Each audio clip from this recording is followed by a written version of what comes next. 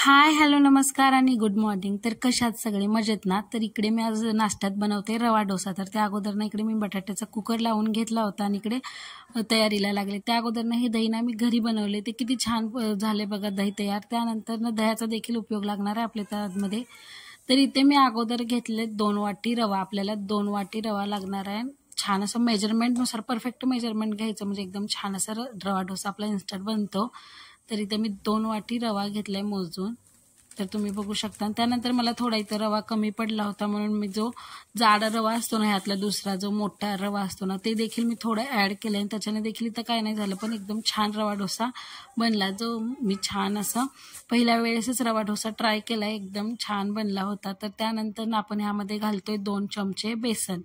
2 चमचे बेसनाने एकदम छान क्रिस्पीनेस देखील येतो. आणि त्याचबरोबर आपण घालतोय 2 चमचे गव्हाचं पीठ. ह्याने देखील एकदम छान क्रंची डोसा बनतो. त्यानंतर तो 1 चमचा साखर आणि त्यानंतर आता आपण घालतोय दही.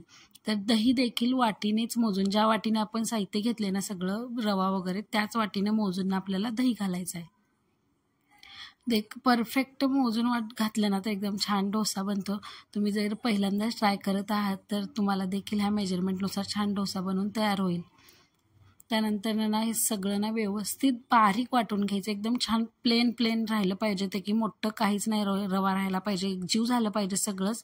म्हणजे थोडं पाणी ॲड करून ना ते छान असं कन्सिस्टन्सी, म्हणजे त्याच्या व्यवस्थित असं प्लेन झालं पाहिजे. ते बॅटर बघा किती छान प्लेन तयार झालं आपलं. तर ह्याला ना आपल्याला थोडा वेळ, म्हणजेच 10-15 मिनिट रेस्टला ठेवून द्यायचं. तर त्या इकडे मी तयारी लागली बटाट्याची भाजी करायला. बटाटे ऑलरेडी माझे शिजून तयार होते, तर इकडे मी घेतली बटाट्याची भाजी करण्यासाठी. तर अगोदर मी ते कट करून घेते कांदा.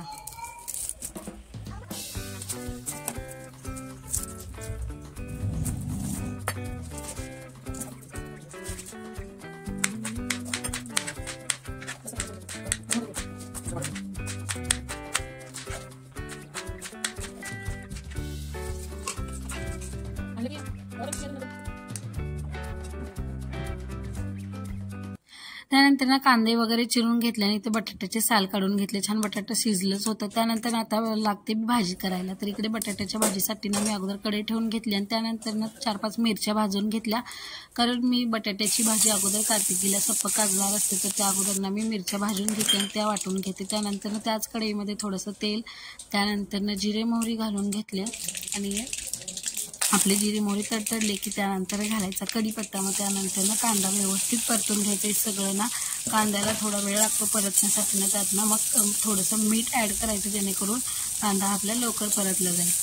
त्यानंतर मी आता घालते त्यामध्ये थोडंसं ठेचलेलं लसूण. त्यानंतर व्यवस्थित ते देखील परतून घ्यायचं तेलामध्येच. आणि त्यानंतर इथे मी थोडी अद्रक कोथिंबीरची पेस्ट देखील यूज करते. तर त्यानंतर आता आपल्याला घालायचं आहे त्यामध्ये ना थोडीशी हळद, त्यानंतर भरपूर सारं हिंगाने ना भाजीला छान टेस्ट येते. त्यामुळे मी मोस्टली सगळ्या भाज्यामध्ये ना हिंग यूज करते. तर त्यानंतर आता हे व्यवस्थित सगळं परतलं तेलामध्ये. तर त्यानंतर आपल्याला त्यामध्ये ॲड करायचे आपण चिरून घेतलेले बटाटे देखील घालून व्यवस्थित अशी भाजी ना परतून घ्यायची. तेलामध्येच बटाटा ना वाफरला पाहिजे थोडासा. इथे पाण्याचा वापर आपल्याला अजिबात नाही करायचा. तर व्यवस्थित बटाट्याच्या भाजीला ना सगळं व्यवस्थित ते मिश्रण एकजीव झालं पाहिजे. तर म्हणून व्यवस्थित असं परतून घ्यायची भाजी आणि त्यानंतर एक वाफ काढून घ्यायची भाजीला. तर छान अशी भाजी आपली वाफलून देखील निघते बटाट्याची. त्यानंतर घालते मी भरपूर सारी हिरवी कोथिंबीर. त्यानंतर आता ही हलवून मी थोडीशी वाटीत भाजी कार्तिकीला काढते, कारण तिला देखील परत बनवण्याची ते काही गरज पडणार नाही. म्हणून व्यवस्थित एक साईडला भाजी काढून घेतली आणि त्यामध्ये मी आता ॲड करते थोडीशी वाटलेली हिरवी मिरची, जी की मी मगाशीच भाजून घेतली होती ना, ती मी आता ॲड करते त्यामध्ये हिरवी मिरची.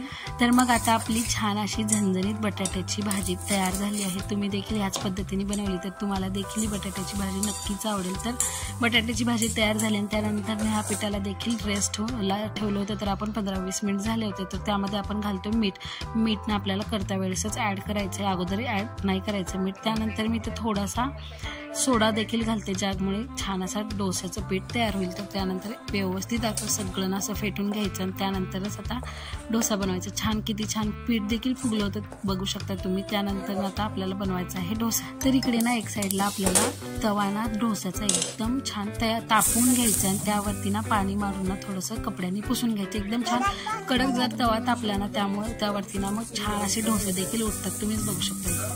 व्यवस्थित पीठ ना अगोदर घालून घ्यायचं तव्यावरती आणि त्यानंतर ना एकसारखं सर्कलनुसार फिरवून घ्यायचं आणि थोडंसं त्याला वरतून ना तेल लावायचं आणि छान असा आपला क्रिस्पी डोसा बनतो.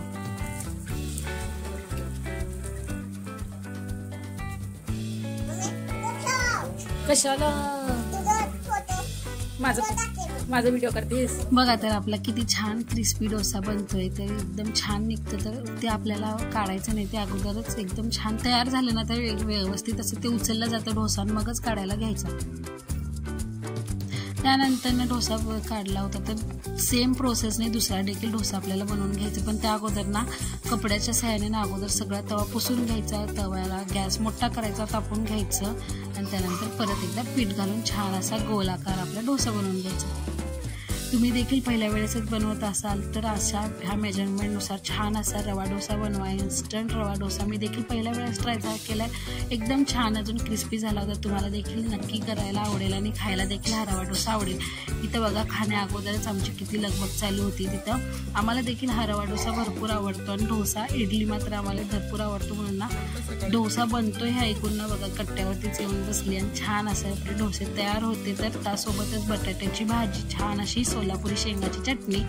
तुम्हाला देखील खायचं असेल तर पटापट कमेंट करा आवडला असेल तर. आणि हा डोसा कसा वाटला तुम्हाला. भेटूया नेक्स्ट व्हिडिओमध्ये. तोपर्यंत take care and bye bye.